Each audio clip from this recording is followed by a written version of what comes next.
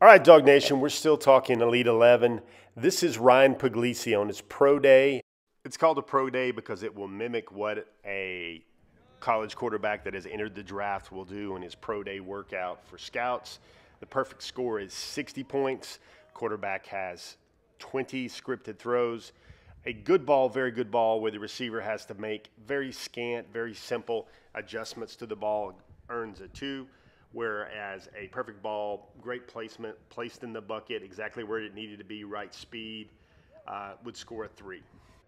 I believe where 3 throws in right here, and Ryan Puglisi would have 9 points.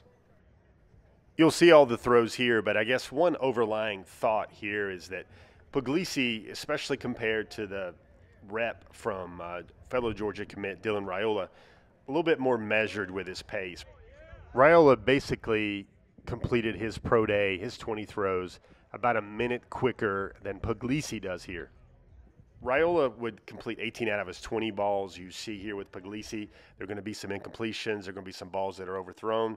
He finishes with 41 points, and he completes 15 out of his 20 attempts. Some of those were 3 balls. Some of those were 2 balls. I think the one thing you saw consistently from Puglisi is he had a lot of spin. He had a lot of RPMs on his ball.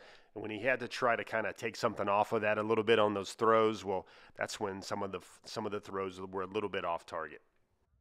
Take a listen right here to what the young man from Massachusetts had to say about his Elite 11 Pro Day. I mean, overall, it was a great experience. It was super fun out there, just having a good time with everybody. But yeah, I mean, obviously, I know that there's things I can improve on. A couple missed throws. I think I had 5 incompletions, right? 15 out of 20. Yeah. So I mean, obviously, there's room for improvement, and that's kind of the whole point you're out here is to get better than the day you were before. I said that yesterday. I want to get better than I was today. I felt like I did a solid day, better than I was yesterday, and tomorrow I'm looking forward to doing the same exact thing. What's something helpful in Elite 11 that we don't see, like during the day strategies? What's something helpful that's helped you so far? Mindset part of it. I mean, They've drilled that the whole time. I think kind of came up with this thing where when you get into tough situations, you have to have your own saying, and you can't just come up with the saying because you want to say it. You have to come up with saying. You have to be able to back it up. And I think that's helped me tremendously. Like sometimes you might get in a slump out there, but being able to have that saying that they taught you to do has helped me already. There was one throw out of the script that he's always liked. Yeah, I mean, I love ripping a comeback. That was like a hinge kind of, but I like a traditional comeback, being able to rip it. Some of the throws here require the quarterback to be on the move. Other times the quarterback has his feet set and he's in the pocket. How did he prepare for it? Well, he just relied on his athletic ability. I think at that point you kind of just got to let your instincts kick in.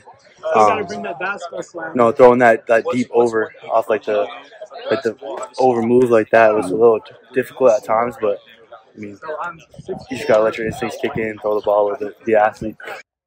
Puglisi was selling himself short there a little bit.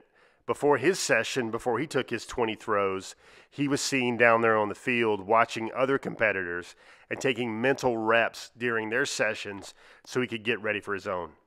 I think just it builds your confidence a little bit, being able to go up there and see it mentally before you actually go run it through physically. I think just being able to go up there when you're actually throwing it, when you've already been through it at least a couple of times, just helps you tremendously.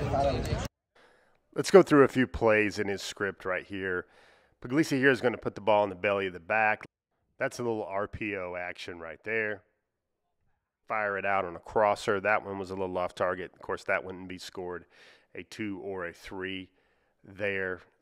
Just trying to get his shoulders set right on that ball right there.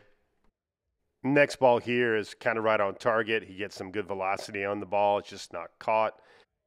It would still be scored at 3 because it was on time, it was accurate, and it was on target. An off-target throw usually garners a 1. A somewhat on-target throw that the receiver has to adjust to would be scored a 2. There you have the 1, 2, and 3 system. A nice little subplot here in Puglisi's Pro Day Elite 11 script was his throw here to Luke Reynolds. He's a Penn State tight end commitment. Those two young men actually played quarterback together growing up in Massachusetts. Mr. Reynolds transferred to become a Power 5 quality tight end, and Puglisi is going to be a quarterback for the Georgia Bulldogs here.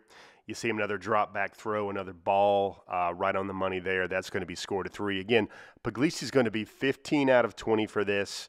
He's going to score a 41 for the event. Dylan Raiola had a 44 that tied for third. There was a 45 from a Texas Tech commitment. And then Alabama commitment Julian Sayin, who ended up winning the entire Elite 11, also won the Pro Day with his 49 score here. We'll close with this, and I thought it was one of Puglisi's more interesting answers of the week. It came to a question about what's his biggest takeaway from the Elite 11 format. Everyone can see out here that the football part is not the problem.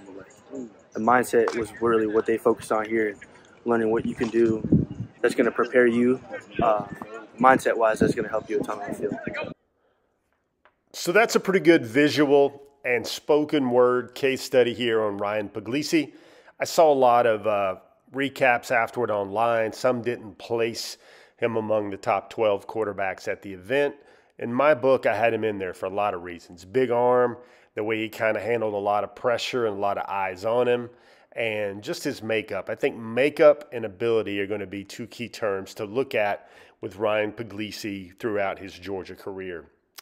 Much more to come on Ryan Puglisi in the future. I'm Jeff Sentell for DawgNation.